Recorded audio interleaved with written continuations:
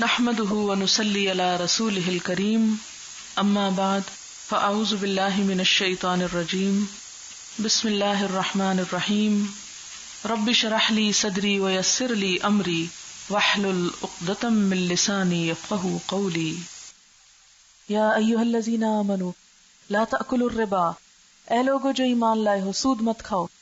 یہ کیا بات ہوئی؟ بات جنگ احد کی ہو رہی تھی، یکایک سود پہ آ گئے۔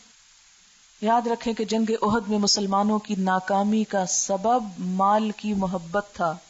جنگ احد میں مسلمانوں کی ناکامی کیوں ہوئی تھی؟ کہ وہ تیر انداز جگہ چھوڑ کر نبی صلی اللہ علیہ وسلم کے واضح فرمان کے باوجود کہ ہماری بوٹیاں پرندے بھی نوچنے لگے تو مت آنا وہاں سے جگہ چھوڑ کے، انہوں نے بات نہ مانی۔ اور کیوں آ گئے؟ کہ یہ مال سمیٹ رہے، ہم کیوں پیچھے رہ جائیں، ہم بھی آتے۔ انسانی کمزوری ہے نا مال کی محبت۔ مثلا آپ دیکھیں کہیں کوئی چیز بٹ رہی ہے، کسی کو مل رہی ہے تو آپ فوراً اوفینڈ ہونے لگتے، اچھا ہمیں کیوں نہیں ملی، ہمارا حصہ کہاں ہے؟ تو یہ اپنا حق مانگنا اور حق لینا، اس کے لیے ہر انسان حریص ہوتا ہے۔ دین کے معاملے میں اگر انسان اپنے ذاتی فائدے سوچنے لگے کہ مجھے کیا ملا، میں نے اپنی زندگی یہاں لگا دی، مجھے کیا حاصل ہوا کہ میں نے فلاں اور فلاں قربانی کی، تو آپ نے کسی انسان کے لیے نہیں کی، جس کے لیے کی وہ قدردان ہے۔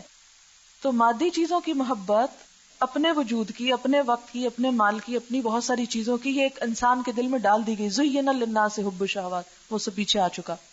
اب چونکہ ڈال دی گئی تو یہ چیزیں جو ہے انسان کے اس مشن کے راستے میں کمزوریاں ہیں، نقصان کی چیزیں ہیں۔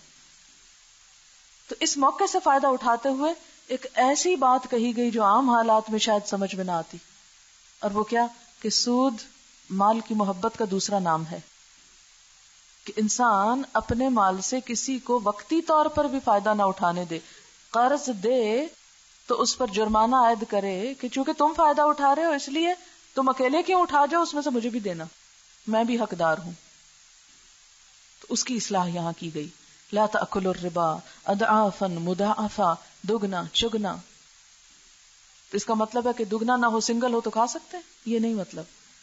یہاں سود کی برائی یا خرابی بتائی جا رہی کہ ایک دفعہ جب انسان اس کے چنگل میں پھنستا ہے تو کیا ہوتا ہے، نکلنا مشکل ہو جاتا ہے۔ عربوں کے ہاں عموماً یہ ہوتا تھا کہ ایک دفعہ کسی کو ایک خاص مدت تک کے لیے جیسے قرض دیا اور اس پر سود طے کیا، اور اگر وہ قرض لینے والا قرض ادا نہ کر سکا تو کیا کیا جاتا تھا، مدت بھی بڑھا دی جاتی تھی اور سود بھی ڈبل کر دیا جاتا تھا۔ پھر اگر نہیں دیا یا نہ دے سکا کیونکہ وہ اور اماؤنٹ بڑھ گئی تو پھر مزید، تو وہ بڑھتا چلا جاتا ہے، بڑھتا چلا جاتا ہے۔ اے لوگو جو ایمان لائے ہو سود مت کھاؤ، دگنا چگنا یا بڑھتا چڑھتا۔ واتقوا اللہ، اور اللہ سے ڈرتے رہو، لعلکم تفلحون، تاکہ تم فلاح پا جاؤ۔ واتقوا النار التی اعدت للکافرین، نہیں مانو گے، انکار کرو گے، سود کھانا نہیں چھوڑو گے تو پھر تمہارا انجام بھی وہی آگ ہے۔ بچو اس آگ سے، التی اعدت للکافرین، جو انکار کرنے والوں کے لیے تیار کی گئی ہے، جو بات نہ ماننے والوں کے انتظار میں ہے۔ وَأَطِیعُوا اللَّهَ وَالرَّسُولَ، اور اطاعت کرو اللہ اور رسول کی۔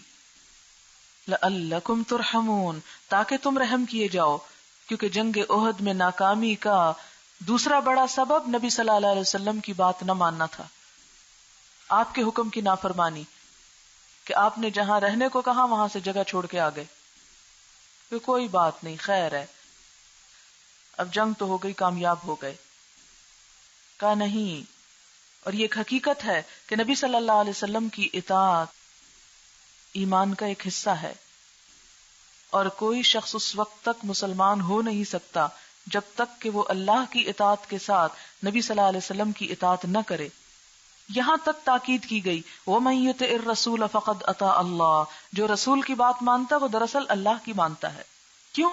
کیونکہ وَمَا يَنطِقُ عَنِ الْهَوَىٰ إِنْ هُوَ إِلَّا وَحْيٌ يُوحَىٰ، نبی صلی اللہ علیہ وسلم اپنے دل کی مرضی سے باتیں نہیں کہتے، وہ تو ایک وحی ہے جو آپ کی طرف کی جاتی ہے۔ ایک حدیث میں آتا ہے مسند احمد کی کہ ایسا نہ ہو کہ میں تم میں سے کسی ایک کو اس حال میں پاؤں کہ وہ مسند پر تکیہ لگائے ٹیک لگا کے بیٹھا ہوا ہے اور اس پر میرے احکامات میں سے کوئی حکم آتا ہے یا میرے فرامین میں سے کوئی فرمان آتا ہے جس میں نے اس کو کسی چیز سے روکا ہو یا کسی چیز کا حکم دیا ہو، تو وہ کہے کہ لا ادری مجھے نہیں پتا، ما وجدنا فی کتاب اللہ اتبعناہ، ہم تو جو اللہ کی کتاب یعنی قرآن میں دیکھیں گے بس اسی کو مانیں گے. آپ نے اس چیز سے خبردار کیا کہ ایسا مت کہنا. اور پھر آپ دیکھیں کہ جتنے بھی بزرگ تھے، امت کے علماء تھے، انہوں نے بھی یہی کہا. امام ابو حنیفہ رحمۃ اللہ علیہ کا قول ہے لولا السنۃ لما فہم احد القرآن، کہ اگر سنت نہ ہوتی تو کوئی شخص قرآن سمجھ ہی نہیں سکتا تھا. وَأَطِيعُوا اللَّهَ وَالرَّسُولَ لَعَلَّكُمْ تُرْحَمُونَ، اللہ کی رحمت چاہتے ہو تو اللہ اور رسول کی بات مانا کرو. وَسَارِعُوا، اور جلدی کرو، دوڑو. سرعت اردو میں استعمال ہوتا ہے نا، سریع بھی ہوتا ہے. جلدی کرو. الی مغفرۃ، بخشش کی طرف. اور مغفرت کیا ہوتا ہے؟ بخشش. غین فیرے، غفرہ کا کیا معنی ہوتا ہے؟ ڈھانپ دینا. ایسے لباس پہنانے کو کہتے ہیں جو ہر قسم کی گندگی اور میل سے محفوظ رکھے. غفرہ. تو مغفرت الہی کا مطلب کیا ہے؟ کہ اللہ تعالیٰ بندے کو عذاب سے محفوظ رکھے. اسی لیے اس کا معنی معاف کرنا اور بخش دینا بھی ہوتا ہے. یا جو ہماری خطائیں ہیں، کوتاہیاں ہیں، گناہ ہیں، ان کو ڈھانپ دے، پردہ پوشی کر دے. دوڑا اپنے رب کی بخشش کی طرف. وجنت، اور جنت کی طرف. ارضھا، جس کا عرض کہتے ہیں کسی چیز کی وڈتھ کو، یعنی مراد وسعت ہے اس کی. السماوات والارض، آسمان و زمین کے برابر ہے. اعدت للمتقین، تقوی والوں کے لیے تیار کی گئی ہے. پیچھے کیا تھا؟ النار اعدت للکافرین، یہاں جنت اعدت للمتقین. تو جنت کی جو وسعت ہے اس کے بارے میں حدیث میں آتا ہے، مسند احمد کی ہے، جب جنت مانگو تو فردوس مانگو، وہ سب سے اونچی اور اچھی جنت ہے. اس کی چھت رب کریم کا عرش ہے. پھر اسی طرح آپ کو ایک دفعہ اعتراض کیا گیا کہ اگر جنت زمین اور آسمان کے برابر ہے تو جہنم کیا ہے؟ یعنی کسی شخص نے اعتراض کیا تو جواب دیا گیا کہ جب دن آتا ہے تو رات کہاں ہوتی ہے؟ پھر کیا فرمایا کہ یہ جنت کس کے لیے ہے؟ متقین. اب متقین کی کچھ صفات کا ذکر ہے. کون ہوتا ہے متقی؟ الذین ينفقون فی السراء والضراء، وہ جو خرچ کرتے ہیں خوشحالی میں بھی اور تنگی میں بھی، دونوں حال میں. کیونکہ عموماً لوگ صدقہ خیرات نہیں کرتے کہ ہمارے پاس ہے کچھ نہیں، کیا کریں، اپنی ضرورت پوری نہیں ہوتی. اسی لیے آپ نے فرمایا آگ سے بچو، خواہ کھجور کا آدھا ٹکڑا دے کے، تھوڑا سا حصہ دے کے. پوری کھجور نہیں، آدھی دے دو، آدھی نہیں، کچھ بھی دے دو. ایک حدیث میں آتا ہے اتقوا النار ولو بشق تمرۃ. ایک اور حدیث میں آتا ہے ورد السائل ولو بظلف شاۃ، کہ سوالی کو خالی ہاتھ نہ بھیجو، خواہ بکری کا کھر دے کے ہی کیوں نہ، کوئی چیز اٹھا دو. اور مفلس کون ہے؟ جو اپنی زندگی میں مال اللہ کی راہ میں نہیں دیتا. صحیح بخاری اور مسلم میں ہے، آپ صلی اللہ علیہ وسلم نے فرمایا کون ایسا ہے تم میں سے جو اپنے وارث کا مال اپنے مال سے زیادہ پسند کرتا ہو؟ اپنے وارث کا مال اپنے مال سے زیادہ پسند کرتا ہو. لوگوں نے کہا کوئی بھی نہیں. آپ نے فرمایا میں تو دیکھتا ہوں کہ تم اپنے مال سے زیادہ اپنے وارثوں کے مال کو محبوب رکھتے ہو، اس لیے کہ تمہارا مال تو اصل میں وہ ہے جو تم اپنی زندگی میں اللہ کے راستے میں خرچ کر دو، اور جو کچھ چھوڑ کر جاؤ گے وہ تو وارثوں کا مال ہے، تمہارا مال نہیں. تمہارا مال کیا ہے؟ جو تم اللہ کی راہ میں خرچ کر جاؤ. تو اللہ کی راہ میں مال خرچ نہ کرنا کس بات کی دلیل ہے؟ کہ ہمیں اپنے مال سے زیادہ اپنے وارثوں کے مال سے دلچسپی ہے. مثلاً آپ دیکھیں کہ آپ کچھ چیزیں جمع کر کے رکھتے ہیں، مثلاً خواتین ہیں سونا وغیرہ جمع کر کے رکھتی ہیں، عموماً نیت کیا ہوتی ہے؟ بچوں کو دیں گے. اپنی آخرت کے لیے، اپنے لیے نہیں کچھ بناتے، کیا کرتے ہیں؟ بچوں کے لیے بناتے رہتے ہیں.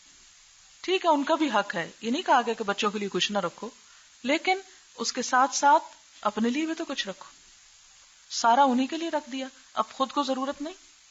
اس کو سنبھال رہے ہیں، رکھ رہے ہیں، سمیٹ رہے ہیں، نہ استعمال کرتے ہیں، نہ کرنے دیتے کہ یہ بچوں کے لیے. اور وہ بھی اصل میں ہوتا ریاکاری ہے کہ لوگ کیا کہیں گے، صرف اتنا ڈالا ہے، اور وہ بھی آگے سے لے کے پھر رکھ دیتے ہیں.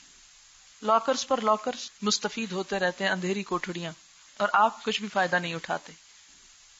تو یہاں پر کیا فرمایا؟ الذین ينفقون فی السراء والضراء، جو خرچ کرتے ہیں خوشحالی میں بھی اور تنگی میں بھی، ہر حال میں کرنا چاہیے، خواہ چھوٹی سی چیز ہی کیوں نہ ہو. صدقہ کرنے کی اور خرچ کرنے کی عادت باقی رہنی چاہیے، اور ہر ایک کے لیے ہے یہ. سرا خوشحالی، فراخی، خوشی، اور درا تنگی، تکلیف، پریشانی. والکاظمین الغیظ، اور غصے کو پی جانے والے ہیں. قزوم کہتے ہیں سانس روکنا. اچھا سانس کب روکی جاتی؟ یہ خاموشی کا آخری درجہ ہوتا ہے کہ آپ سانس بھی روکتے ہیں کہ کسی کو پتہ نہ چل جائے. مثلا آپ اپنی پریزنس سے کسی کو بے خبر رکھنا چاہتے ہیں تو آپ کیا کرتے ہیں؟ چپ ہو جاتے ہیں. اچھا چپ کر جاؤ، پہلے چپ کراتے پھر کہتے ہیں سانس بھی آہستہ لو. اور آپ جب کسی چیز سے مثلا چھپ رہے ہوتے ہیں تو اپنا سانس بھی روک لیتے. یہ قزوم جو ہے سانس روکنے کے لیے استعمال ہوتا ہے. اور ابلن قزوم کہتے ہیں وہ اونٹ جس نے جگالی چھوڑ دی. پھر اسی طرح قزمۃ القربہ، یہ جو مشق ہوتی ہے نا پانی کی مشق کا منہ باندھنا دھاگے سے، اس کے لیے بھی لفظ استعمال ہوتا ہے. تو کاظم کا کیا معنی ہے پھر یہاں؟ کاظم کی جمع ہے کاظمین، کہ جو اپنا غصہ روک لیتے ہیں، یعنی بولتے نہیں، پھر خاموش ہو جاتے ہیں. غصے کے وقت خاموشی اختیار کرتے ہیں. یا پھر وہ مشق کا منہ باندھ دیتے ہیں. مشق، پانی کی مشق دیکھیے، وہ لیدر بیگ جو ہوتا ہے جسے پانی چھل چھل کرتا ہے، بھر کے ادھر سے ادھر ٹرانسپورٹیشن کے لیے استعمال ہوتا ہے. ہاٹ واٹر بیگ جو ہوتا ہے اس کو ہی سوچ لیں کہ جب اوپر سے بند ہو جاتا ہے تو پھر کیا ہوتا ہے؟ اس سے پانی جو ہے باہر نہیں آتا، خواہ اندر کتنا ہی چھلکتا رہے. تو اسی طرح کاظمین الغیظ کیا ہے کہ اندر ابل رہا ہے لیکن باہر کچھ نہیں اچھل رہا. اور اردو میں ہم اسے کیا استعمال کرتے ہیں؟ غصہ پی جانے والے، غصہ دبا دینے والے.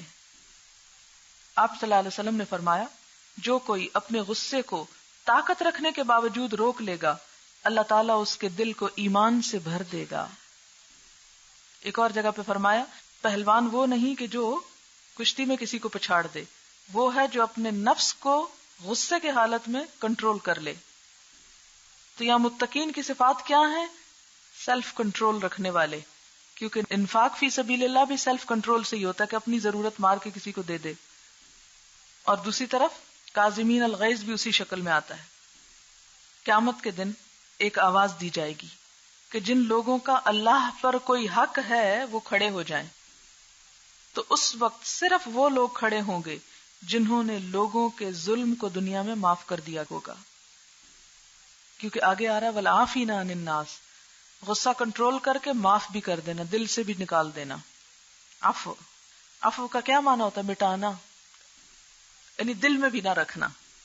وقتی طور پر تو ایسا نہیں ہوتا، وقتی طور پر انسان کیا کرتا ہے؟ اس کو کنٹرول کر لیتا ہے، اس پر نیگیٹو ری ایکشن نہیں کرتا. اور لانگ ٹرم میں پھر کیا کرتا ہے کہ آہستہ آہستہ دل کی بھی صفائی کر دیتا. عافین عن الناس.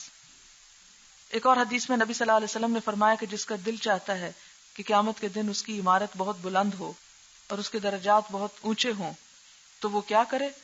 اسے معاف کر دے جس نے اس پہ ظلم کیا ہو، اسے دے جس نے اسے محروم کیا ہو، اس سے جوڑے جس نے اس سے تعلق قطع کیا ہو. یعنی جو جنت کے اونچے محلات کا مالک بننا چاہتا ہے اسے اپنے اندر یہ صفات پیدا کرنی چاہیے. واللہ یحب المحسنین، اور اللہ محبت رکھتا ہے محسنین سے. اب اس موقع پر یہ آیات کیوں اتاری گئی جب جنگ احد کی بات ہوئی تھی؟ ہوتا یہ ہے کہ جب کوئی کام خراب ہوتا ہے نا تو سب لوگ آپس میں لڑنے جھگڑنے لگتے ہیں اور ایک دوسرے پہ غصہ اتارنے لگتے ہیں. ایسا ہی ہوتا ہے نا.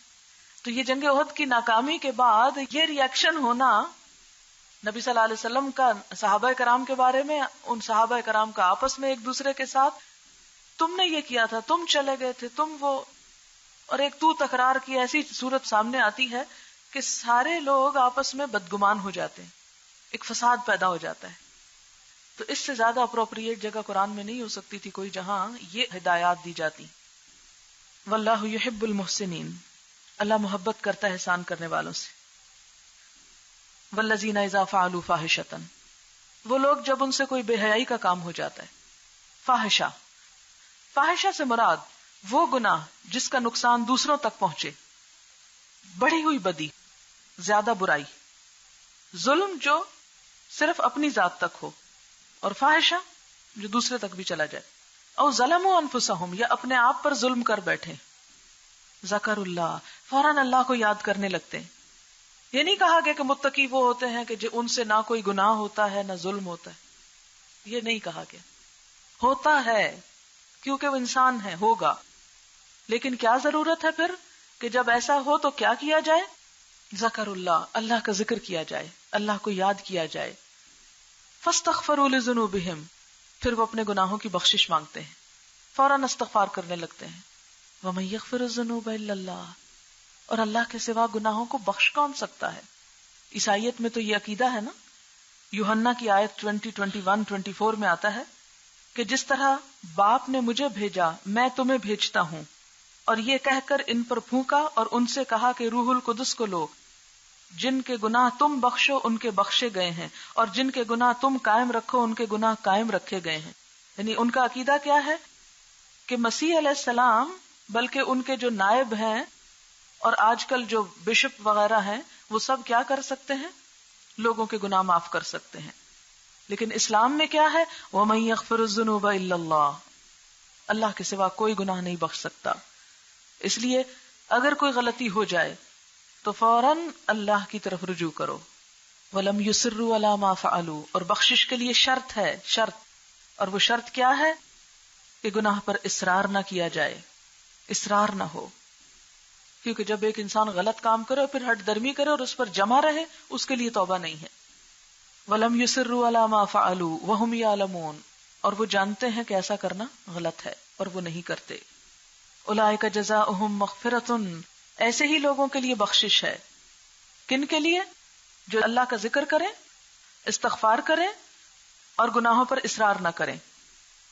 یہ جو استغفار ہے نا، یہ بھی بڑی اہم چیز ہے. زبانی استغفار کرنا بھی ضروری ہے. اللہ کی یاد تو دل میں بھی ہو سکتی ہے لیکن استغفار زبان سے ہوگا. اور صلاۃ توبہ بھی اس کے لیے ہو سکتی ہے. نبی صلی اللہ علیہ وسلم نے فرمایا، بخاری اور مسلم کی روایت ہے، جو شخص اس طرح وضو کرے جیسے میں کرتا ہوں اور پھر نماز پڑھے اور دل میں باتیں نہ کرے، یعنی اللہ کی طرف توجہ کر کے نماز پڑھے، تو اللہ تعالیٰ اس کے تمام گناہوں کو معاف کر دیتے ہیں. اسے صلاۃ توبہ کہا جاتا ہے. مسند احمد میں آتا ہے، ابلیس نے کہا، اے رب تیری عزت کی قسم، میں بنی آدم کو ان کے آخری سانس تک بہکاؤں گا. اللہ تعالیٰ نے فرمایا، مجھے بھی میرے جلال کی قسم، مجھے بھی میرے جلال کی قسم، جب تک وہ مجھ سے بخشش مانگتے رہیں گے میں بھی ان کو بخشتا رہوں گا. لہذا بخشش مانگنے میں کبھی بھی یہ نہیں سوچنا چاہیے ہاں اتنی دفعہ مانگی یا پھر مانگوں تو اللہ تعالیٰ کیا کہیں گے. کچھ نہیں کہتے، وہ اپنے ہیں، مانگیں. اپنوں سے مانگتے ہوئے کبھی شرم نہیں آتی، اور اللہ تعالیٰ تو سب سے زیادہ اپنا ہے. اولئک جزاؤہم مغفرۃ، ایسے لوگوں کو بخشش مل جاتی ہے، من ربہم، ان کے رب کی طرف سے، وجنات، اور باغات ہیں ان کے لیے، تجری من تحتها الانہار، جس کے نیچے نہریں بہ رہی ہیں، خالدین فیہا، جس میں وہ ہمیشہ رہیں گے، ونعم اجر العاملین، کتنا اچھا اجر ہے عمل کرنے والوں کا. قد خلت من قبلکم سنن، تم سے پہلے بہت سی امتیں گزر چکی، بہت سے واقعات گزر چکے، بہت سے طریقے گزر چکے. سنن، سنت ان کی جمع ہے، سنت کہتے ہیں طریقے کو. نبی صلی اللہ علیہ وسلم کی سنت کا کیا مطلب ہے؟ آپ کا طریقہ. بہت سے طریقے گزر چکے. فسیروا فی الارض، دیکھو چلو پھرو زمین میں. فانظروا، دیکھو تو صحیح. کیف کان عاقبۃ المکذبین، جھٹلانے والوں کا کیا انجام ہوا. ھذا بیان للناس، یہ باتیں لوگوں کے لیے بیان کی گئی ہیں. وہدن، ہدایت کا ذریعہ ہے. وموعظۃ، اور نصیحت. للمتقین، لیکن کس کے لیے؟ تقوی والوں کے لیے، ہر ایک کے لیے نہیں. ذالک الکتاب لا ریب فیہ ھدی للمتقین، اور یہاں بھی ھذا بیان للناس وھدی وموعظۃ للمتقین. ولا تہنوا، اور مت سستی دکھاؤ. وہن کہتے ہیں سستی کو، کمزوری. ولا تحزنوا، اور نہ غم کرو، یعنی عمل اور ارادے میں کمزوری نہ دکھاؤ، اور جب کوئی نقصان ہو جائے تو غم نہ مناتے پھرو، یعنی ایسا غم کہ جو تمہیں عمل سے بے نیاز کر دے. وَأَنْتُمُ الْأَعْلَوْنَ إِن كُنتُم مُؤْمِنِينَ، تم ہی غالب رہو گے، تم ہی بلند رہو گے اگر تم مومن ہو. تو اس سے کیا پتہ چلتا ہے کہ مسلمانوں کی کمزوری، مسلمانوں کی دنیا میں ذلت، مسلمانوں کی پستی، اس کی اصل وجہ ایمان کی کمزوری ہے. آج بھی اگر ابراہیم کا ایمان پیدا ہو تو دنیا بدل سکتی ہے.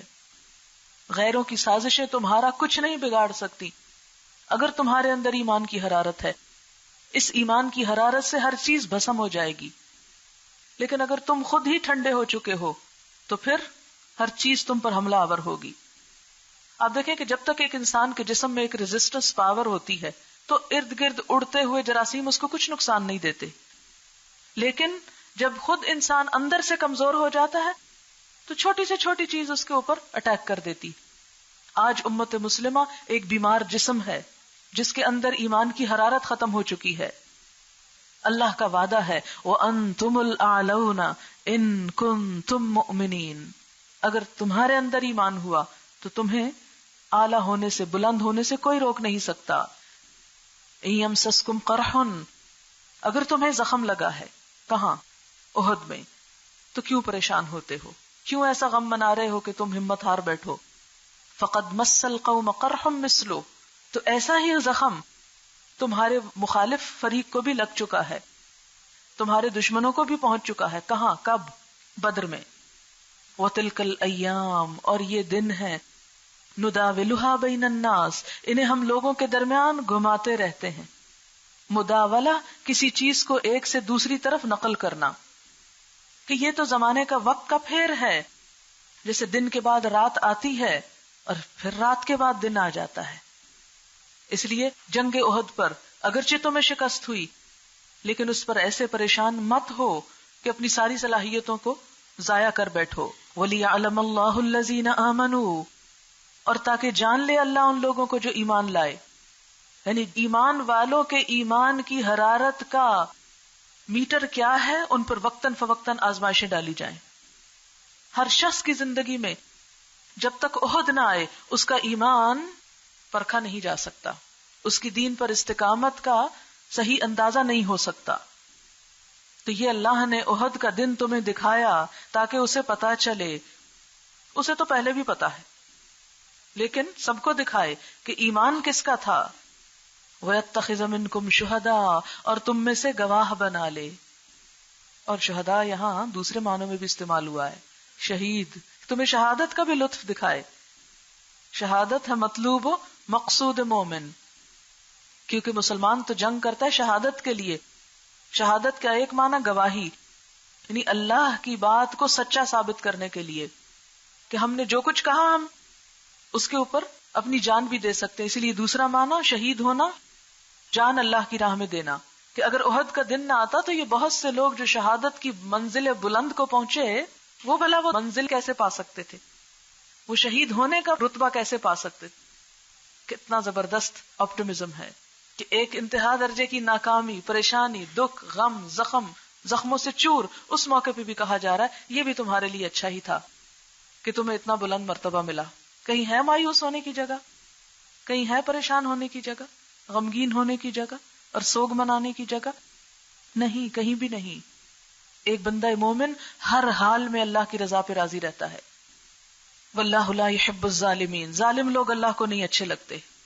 اور ظالم کون ہوتے ہیں؟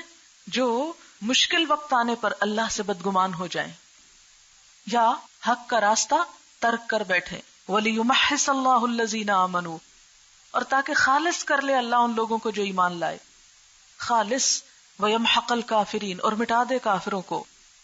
یعنی کسی کا خلوص کب پرکھا جاتا ہے؟ جب اس کے اوپر آزمائش آتی.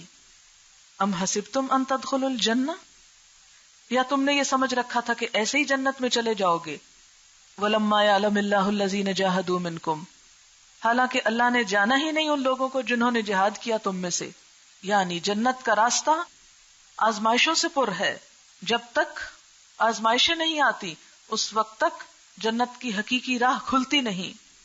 وَيَعْلَمَ الصَّابِرِينَ، اور وہ جاننا چاہتا ہے صبر کرنے والوں کے. پھر صبر بمانا استقامت، کہ مشکل وقت میں بھی کون اللہ سے بدگمانی کیے بغیر حق پر ہی قائم رہتا ہے اور کون ہے جو مسلمانوں کو چھوڑ جاتا ہے. کیونکہ یہ جنگ بہت سے لوگوں کے لیے ایک فتنہ ثابت ہوئی تھی. وہ کہنے لگے کہ وہ کہاں گئے اللہ کے وعدے کہ میری مدد ہے مسلمانوں کے ساتھ؟ وہ مدد کیوں نہیں پوری ہوئی؟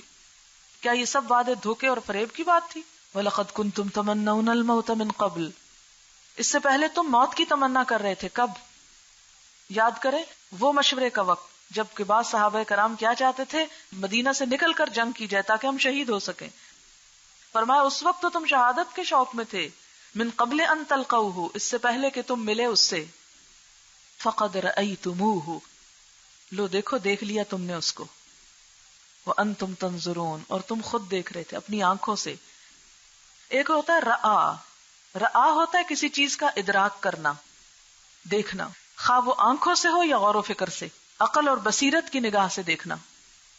اور نظارہ کا معنی ہوتا ہے نظر ڈالنا، دیکھنا تاکہ کوئی چیز نظر آ جائے، یعنی مادی معنوں میں استعمال ہوتا ہے، یعنی آنکھوں سے کوئی چیز دیکھنا، معائنہ کرنا.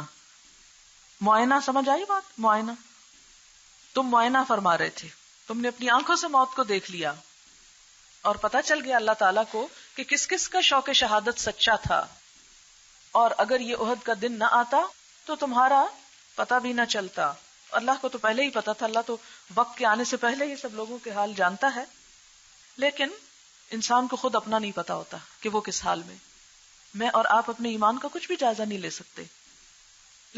لیکن جب مشکل وقت آتا ہے اور پھر ہم دیکھتے کہ ہم کیا عمل کر رہے ہیں، یہ وقت ہوتا ہے کہ ہم بھی دیکھ لیں کہ ہم کتنے پانی میں ہیں. پانی میں اترے بغیر نہیں پتا چلتا نا پانی کتنا گہرا ہے.